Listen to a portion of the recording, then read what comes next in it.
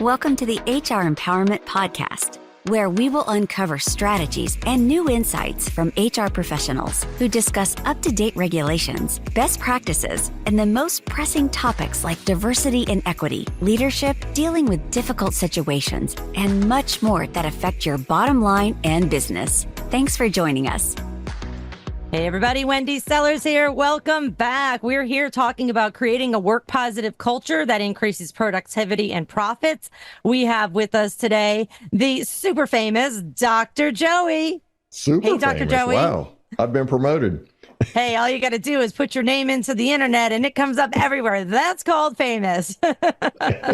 Well, there's a difference between being famous and successful. I really want to be successful. Madonna was famous. Mother Teresa was successful. I want to be Mother Teresa. I really do. So we're out to help people. And that's why, as we talked about in the last segment, the Something to Talk About course is free. We just want to help people create a positive work culture so they wake up in the morning looking forward to going to work. I absolutely love it. I'll be sure to share that on my social media and on my blog and in the podcast information as well. Right now, I think JC has some statistics to share with us. Yes, Ms. Wendy, appreciate you. In the United States, 65% of employees are content with their jobs, while 20% are enthusiastic about them. There are hundreds of these type of statistics available.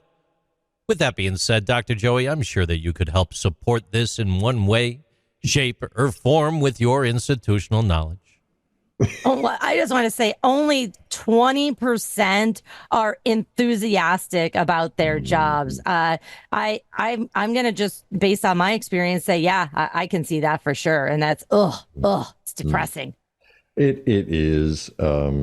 The familiar, the pull of the familiar is so strong. Most of us will choose the familiar in our minds, even if it's miserable, because it takes a lot of work to delve out into the unfamiliar, to get out of the boat and try to walk on the water. So it really is the way it is. And there's an inertia and a momentum behind it. But instead of being depressed, you can be motivated by that. Okay, if this is the way it is, what can I do to transform it? My personal mission is to maximize potential, whether it's people or organizations. And so there's a lot of headroom when only 20% of the people are enthusiastic. I'm looking at your LinkedIn profile, positive culture architect, coaching HR leaders and small business owners to grow people and profits. Your phone rang right now and they said, I'm struggling. My managers have no experience, even though I put them in that role.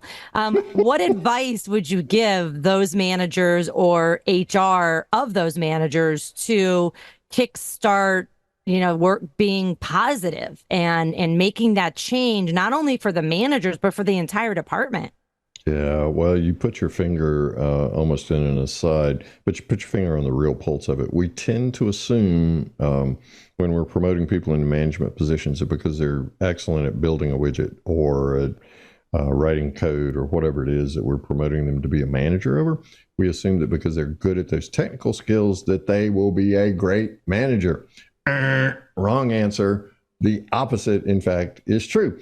They need some people skills to go along with it because at the end of the day, you are managing not widgets, but people. SHRM has found, Society for Human Resource Management has found that at least, and I think this number may be a little low right now, 57% of people leave a job because of a bad boss. Read that as a manager. Wow. Right? And so, and 2/3 of those who remain are considering leaving because of the bad boss or bad manager. Now, it's easy to put down the managers, obviously easy to denigrate most managers when that many people are leaving their positions because of their manager.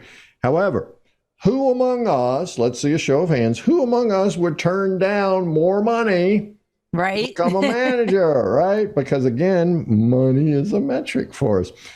Only to become a manager and then to discover that meaning and purpose and satisfaction is now gone from our lives because we don't know what the heck we're doing.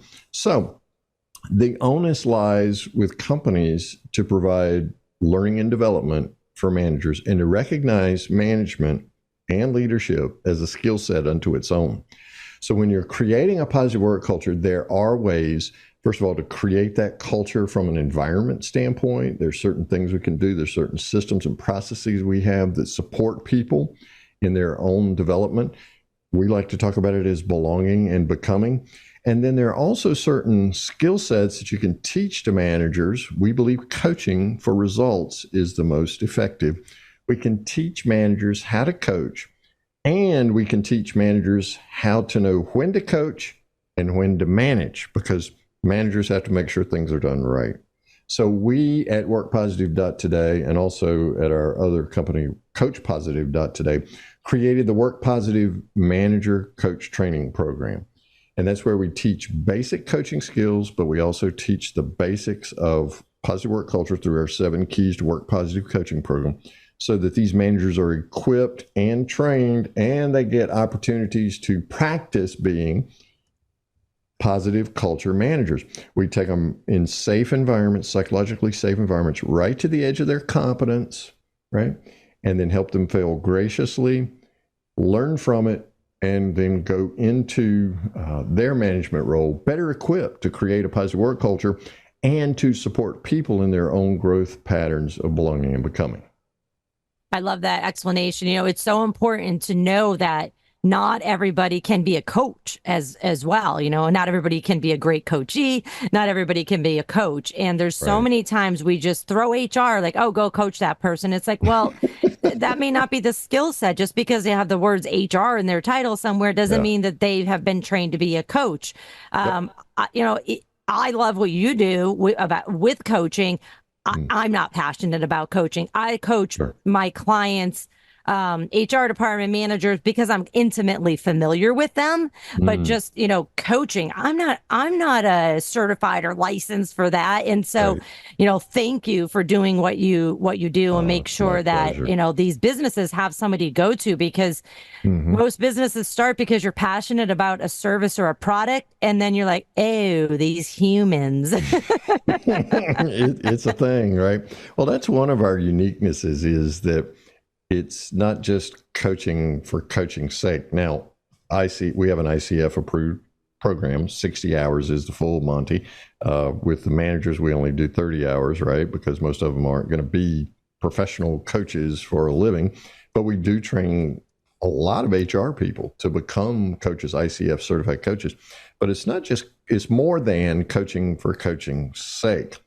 It's coaching for culture KPIs that drive the company's success. Hence, we talk about growing people and profits. So it accomplishes both.